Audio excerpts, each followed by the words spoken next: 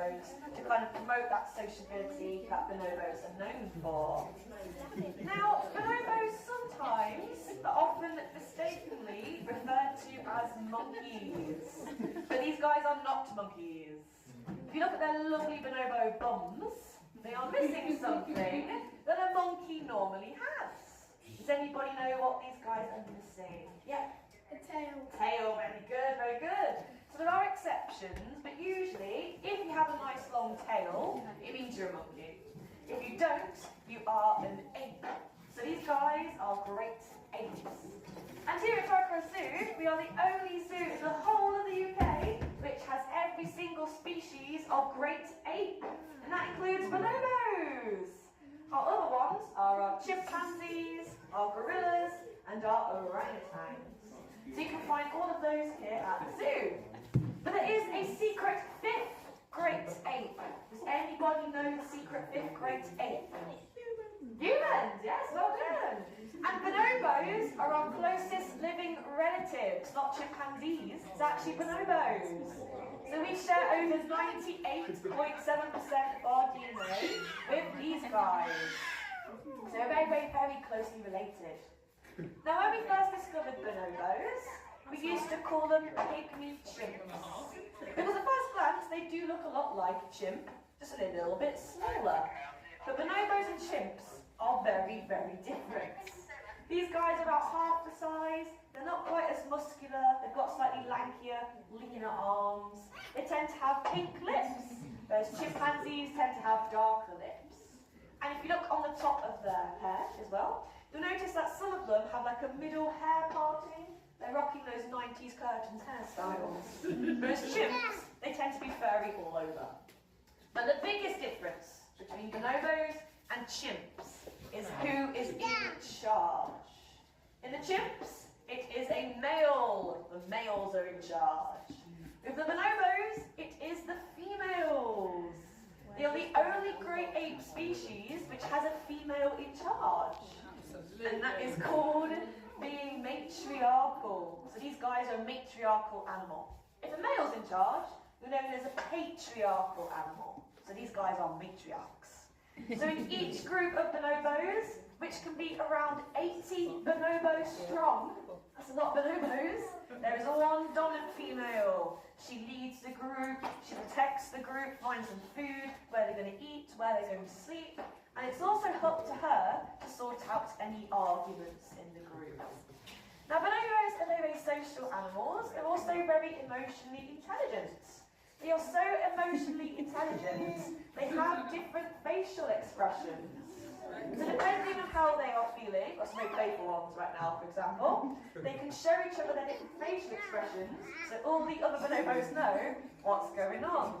They're also extremely playful, just like we're seeing here. Play is a huge part of the bonobo's life. They love to play because it helps to boost and strengthen those social relationships. Because if you have more friends, they can help you find more food, and they can help you find the best place to have a nap as well. So bonobos like to be friends. One of their favourite games to play, our bonobos, is Tig. So they'll run around their enclosure, and there's lots of foot grabbing. You can see that going on here. They like to grab each other's feet to play Tig. They also like to take to the wall, you'll see, like the hay, and they slide around on the floor. So they do have games they like to play as well. Now, bonobos do not like conflict. They want to avoid conflict. So if someone in the group is feeling a bit tense, they do something very special. And it's called a bonobo's handshake. The bonobo's handshake does not involve hands. If they're feeling a little bit stressed, they hug each other and they rub their bottoms together rather vigorously. This behaviour is also called rubbing, which I think sums it up very well. And when they rub, it actually de-escalates the situation and releases that stress. So if you ever see anything that looks a bit rated PG or mature in the bonobo enclosure, it is completely normal and natural. It's actually one of the best behaviours you can see a bonobo do, because it means it's sorting out what tension there was all by themselves. So our bonobos do it quite a bit, because they get quite excited when it's feeding time, they get quite vocal. So some of the dominant nice rub to calm down the ones that are getting a little bit too excited. So that is why bonobos are very, very special. And in the bonobo society, everybody rubs. The females, the males, even bonobos which are related to each other. So it's a multi-bonobo affair. Now when it comes to diet, these guys are omnivores. So they can eat plants and meat. Most of their diet is going to be fruits, flowers, buds and shoots and leaves and insects. But these guys have been known to eat mushrooms and fungi, even things like butterflies. And when they're extra hungry, they have been known to hunt and eat monkeys. So you don't want to mess with a bonobo because they are incredibly, incredibly strong. This is really cute, my honestly, guys. Throwing the baby up in the air. It's really cute. So just going to show how lovely and maternal bonobos can be and how lovely they can be. They like to have everything for each other. Now, their diet is very, very interesting. Just have some protein in there, some animals. These guys will go hunting sometimes with monkeys. And that is to help their arms be nice, big and strong. Because they live in the Congo rainforest. They only come from the Congo rainforest. So they have to have really strong arms to climb up those trees and through that thick vegetation and undergrowth.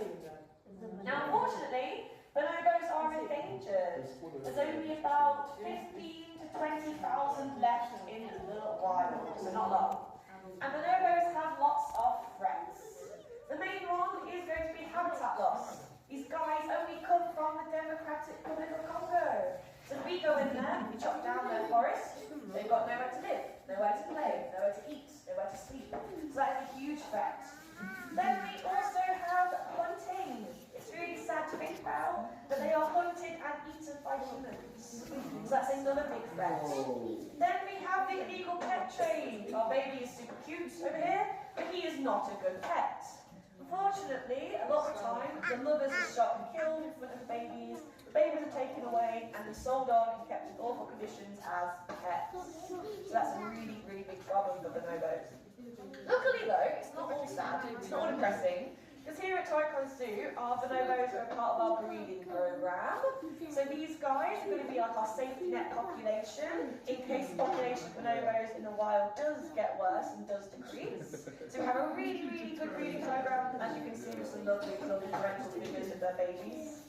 We also support the world's only bonobo charity, which is a sanctuary in the Congo rainforest called Lola Your Bonobo. They're a wonderful organisation. They rescue, re-release and rehabilitate orphaned or injured bonobos back into the wild. So just by coming to Twycross Zoo today, you can help look after our bonobos, our very fancy playful bonobos, and also